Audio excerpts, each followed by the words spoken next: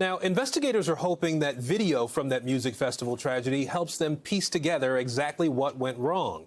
MSNBC anchor Lindsay Reiser joins us now with a minute-by-minute breakdown. Lindsay, help us understand what happened here. Walk us through some of these videos we're seeing. Yeah, it really is incredible. And right now we know that while a ton of evidence needs to be gathered, while facts need to be pieced together, including how many people were in the venue at the time, these videos really are giving us the closest glimpse we have yet into what happened. From the moment the doors to Astroworld opened, there was chaos at NRG Park. At 2 p.m., a stampede of concertgoers exploded through security gates, with dozens being trampled in the process. As the clock ticked down to Travis Scott's arrival, tens of thousands of fans crammed into the venue to see the rap star perform. Where your feet were placed is where your feet stayed the whole night. Concertgoers told NBC News that around 8:30 p.m. the crowd began to compress and push, making moving, even breathing, difficult. 5, 4, 3, 2. As soon as that countdown went to 0, it was just my rib cage was so squished that I couldn't expand my chest, expand my lungs to catch a breath. Just after 9 p.m., Travis Scott took the stage, and the atmosphere in the venue ignited, electrifying an already feverish mob of fans. According to a video analysis by NBC News, by 9:12 p.m., people in the crowd could be heard screaming for help. Houston police say they first received reports of people falling injured around 9:30 p.m. It was around that exact time when Travis Scott briefly paused the show after noticing an ambulance. Moments later, he asked fans to put a middle finger up to the sky if they were okay. Everybody go put a middle finger up in the sky. Seconds after, a video was taken of 18-year-old Aiden Cruz trying to notify a camera operator of the dangers taking place in the pit.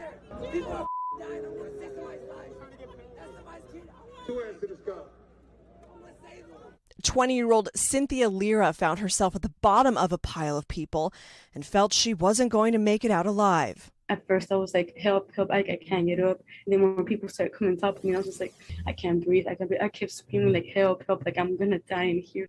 At one point, Lira says she found herself holding the hand of another stranger trapped in the pile, both silently accepting what felt like an inevitable fate. I just felt like we were like in that together. Like it was such a tragedy. Like it shouldn't have happened in the first place. But well, we were stuck in a situation. We couldn't do anything. So we were just like, okay, like I guess. At 9:32 p.m., a young woman is seen attempting to alert the same camera operator. She steps in front of the camera, but the concert continues. By 9:38 p.m., a mass casualty event has been declared, and Live Nation agrees to cut the show short. 3 minutes later, security officials are seen running through the pit. At 9:42 p.m., Travis Scott pauses the concert midway through a song and asks security to help someone who's gone unconscious. At almost the exact same time, part of the crowd can be heard chanting, "Stop the show," as a member of the security team alerts the staff to multiple people without pulses.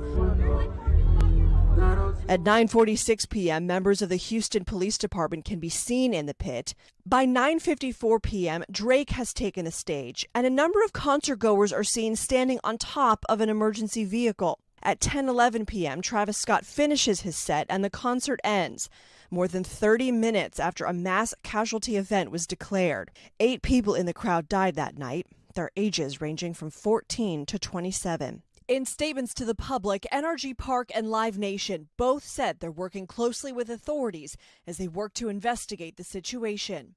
Travis Scott took to Instagram to express his condolences for the lives lost. I could just never imagine the severity of the situation. Across social media, survivors continue to share their stories, raising awareness and hoping for change.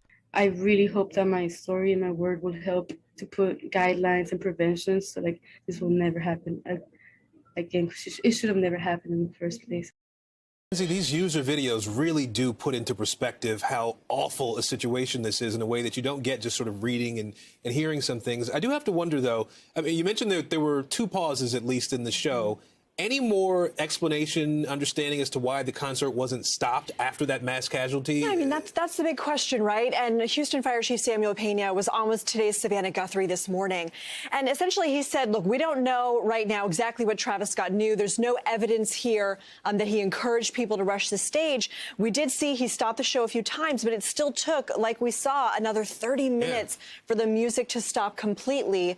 Of course, Travis Scott, he took to social media, we saw, to express his condolences. His girlfriend, Kylie Jenner, also took to social media to do the same. She said they had no idea there were any fatalities until after the show. Wow, there's going to be a lot more to come from this story, obviously. Lindsay Reiser, we appreciate it. Thank you. Thank you. Thanks for watching our YouTube channel. Follow today's top stories and breaking news by downloading the NBC News app.